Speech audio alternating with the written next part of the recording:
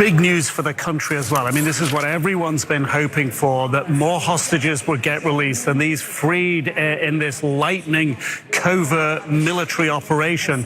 They're here in the hospital. I've talked with a couple of their relatives. They describe them in good spirits, so they're a little bit dazed and confused.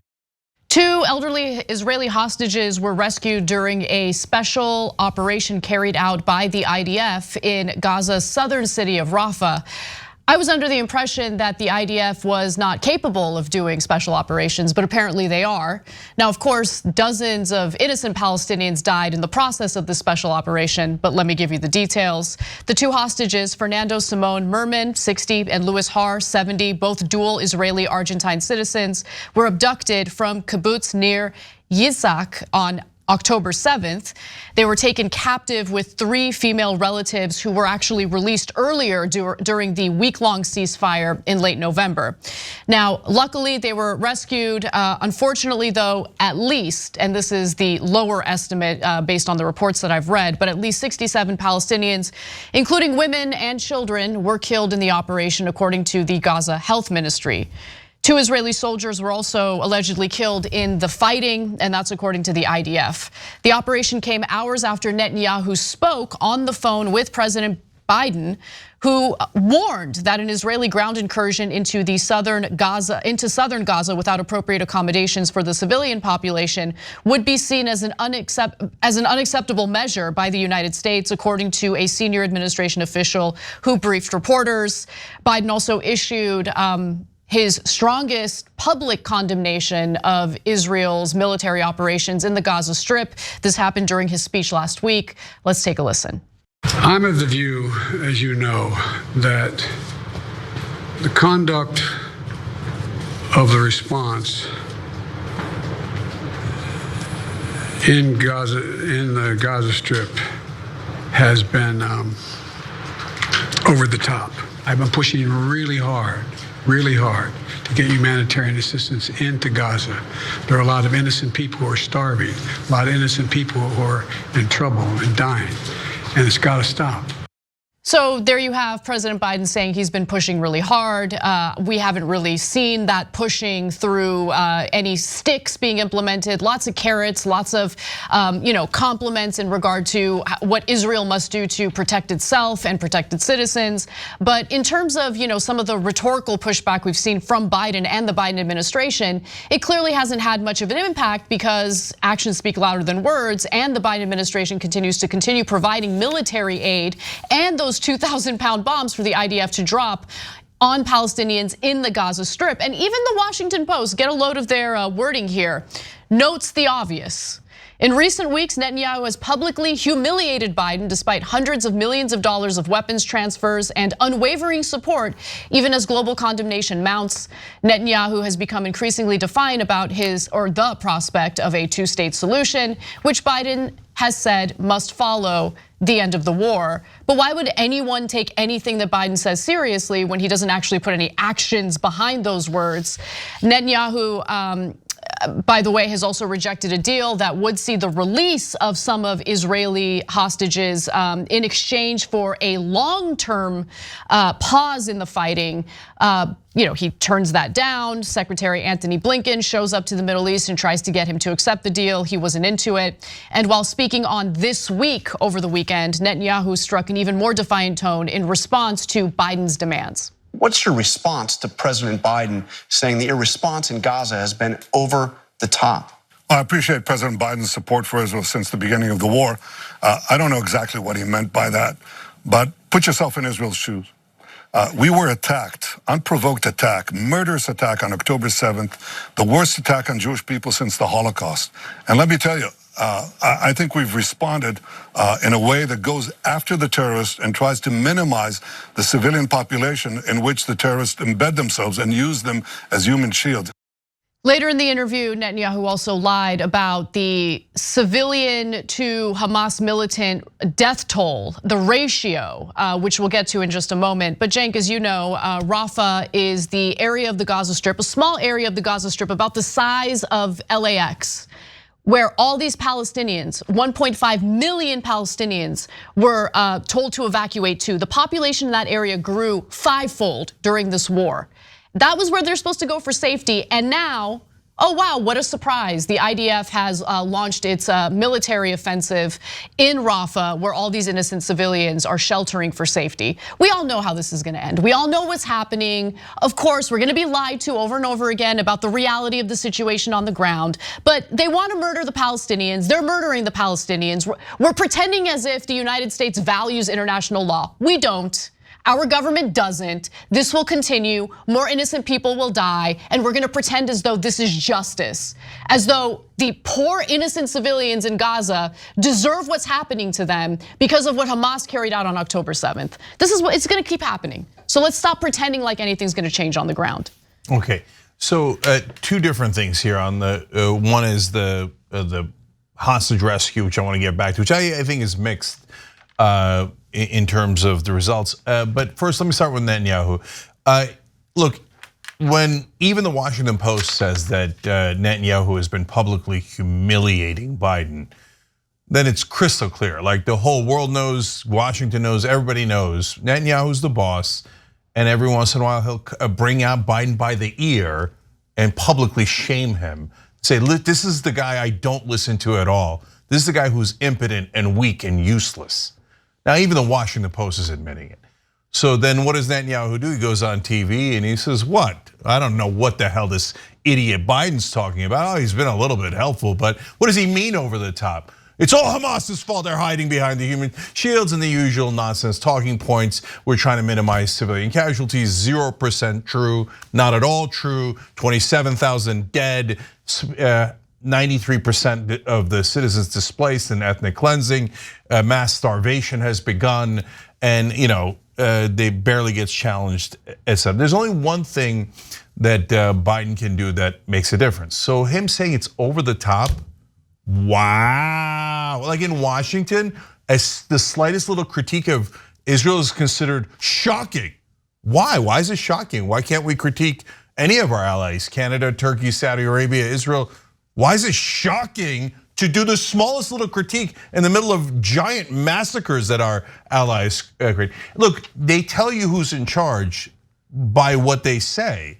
They think that it's a shocking thing for us, who's giving them $4 billion a year, 14 billion mass, for us to slightly criticize them. Why?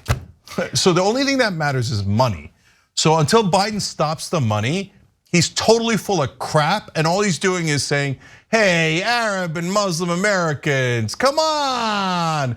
Would you get off my ass already? I always give Israel everything they want. Here, this is me pretending I care about your lives. Of course I don't. I let them murder you 24/7, and I'm not gonna stop a single dollar. But I'm such a good guy. Hey, everybody write what a sweet guy I am.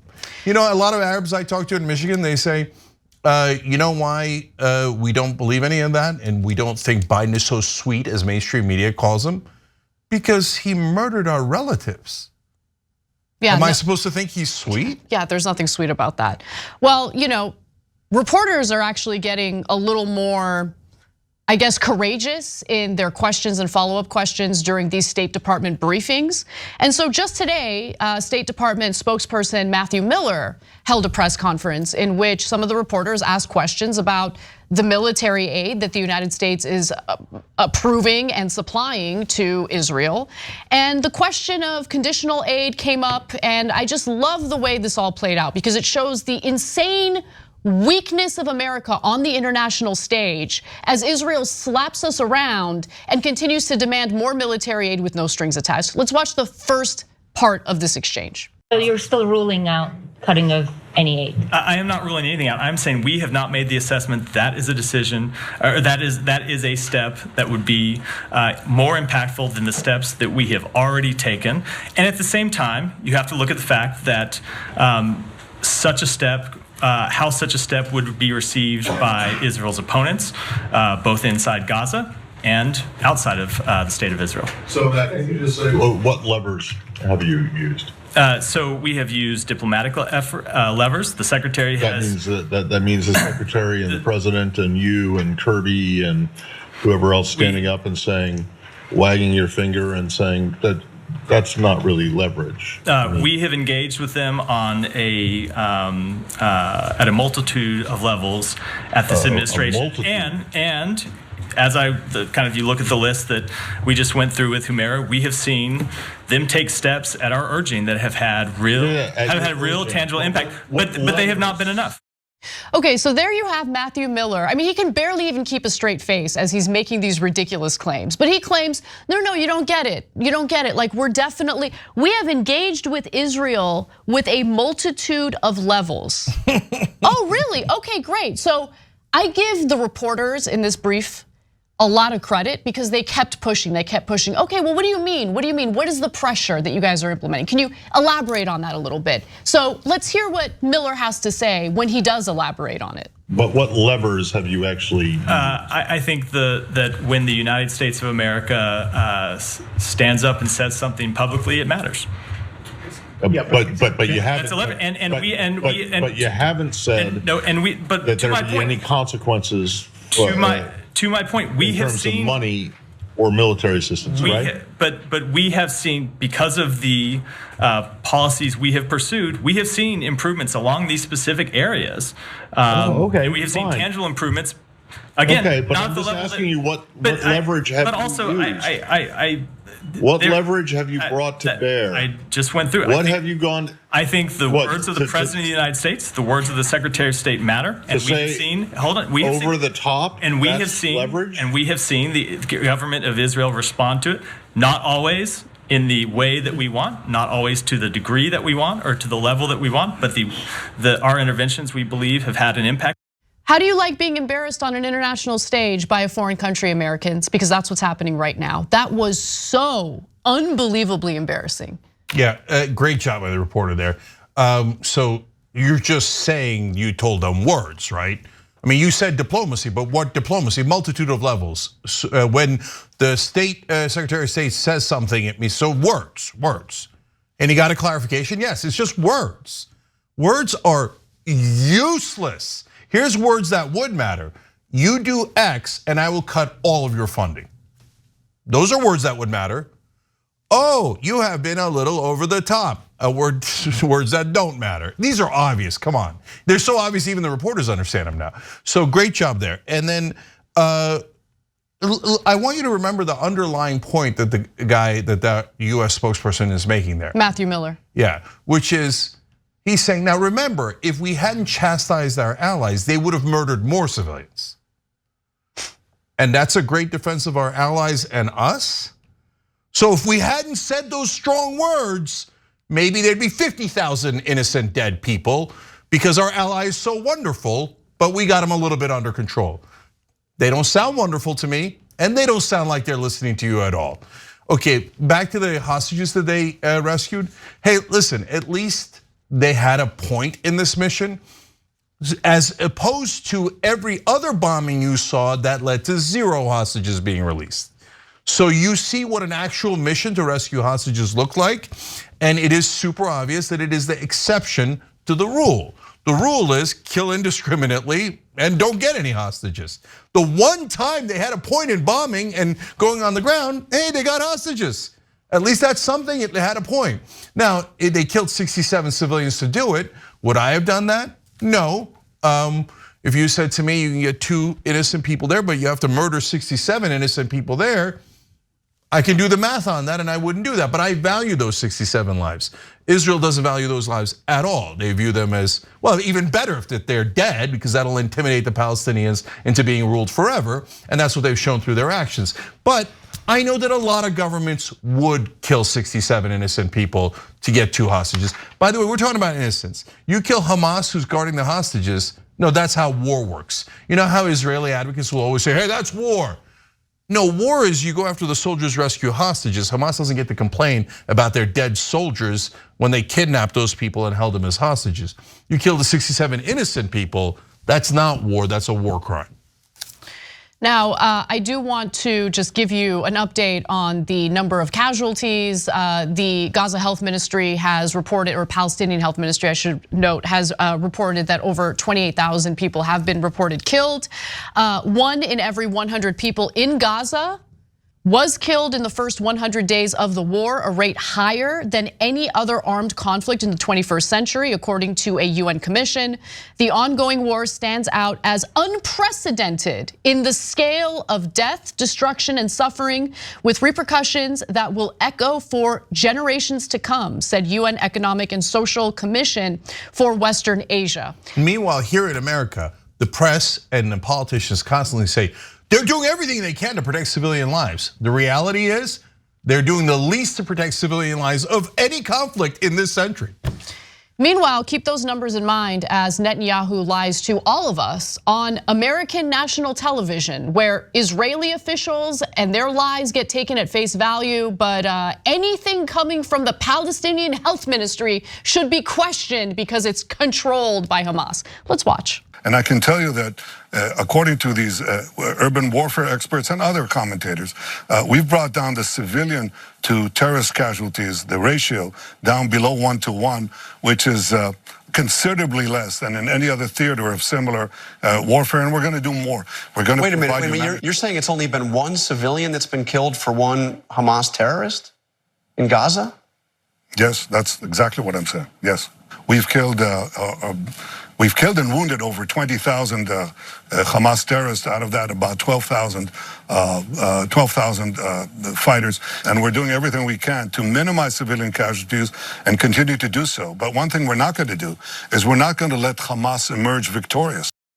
It's interesting because you hear different stories depending on which IDF spokesperson you hear from. There have been IDF officials who on television have claimed that out of the 28,000 dead Palestinians, 8,000 of them are Hamas militants. Others have had lower numbers, but it's amazing because all of a sudden, miraculously and suddenly, the ratio is 1 to 1, according to Benjamin Netanyahu, who you would be a moron to trust and take at face value. Well, even in that clip, did you hear the hilarious thing he said? Yes, I'm saying 1 to 1 ratio. We killed 20,000 Hamas terrorists and 12,000 of them were fighters. What were the other 8,000? He doesn't even have his own numbers straight. You just saw with your own eyes. What are you talking about? No one believes a 12,000 number. That's totally fictitious from IDF. They've never proven it. They've never come close to proving it. Every human rights group, every United Nations organization confirms that the Ministry of Health's numbers are correct. None of this stuff is anywhere near true. But even if you were such a sucker that you believe this kind of over-the-top Israeli propaganda by one of the most evil men of our lifetimes, even he didn't get it straight. So is it 20,000 or is it 12,000? Yeah, you should never believe anything Netanyahu says. Almost everything coming out of Israel is propaganda and total junk. This is the situation we're in. The American government is impotent under Biden, and we will let Israel kill as many people as they like. The Palestinians are at their mercy, Americans are at their mercy, the whole world is at their mercy. And unfortunately, with Netanyahu in charge, they're all out of mercy. So more deaths, destruction, and the worst war crimes we've seen in the 21st century headed in everyone's direction because we have no leadership. We have no strength at all. And then the monster running Israel in this particular time period is the one that's completely in charge. So death will be unabated going forward. Thanks for watching. If you become a member, you get to watch all this ad-free, except for, of course, this ad. Still, hit the join button below.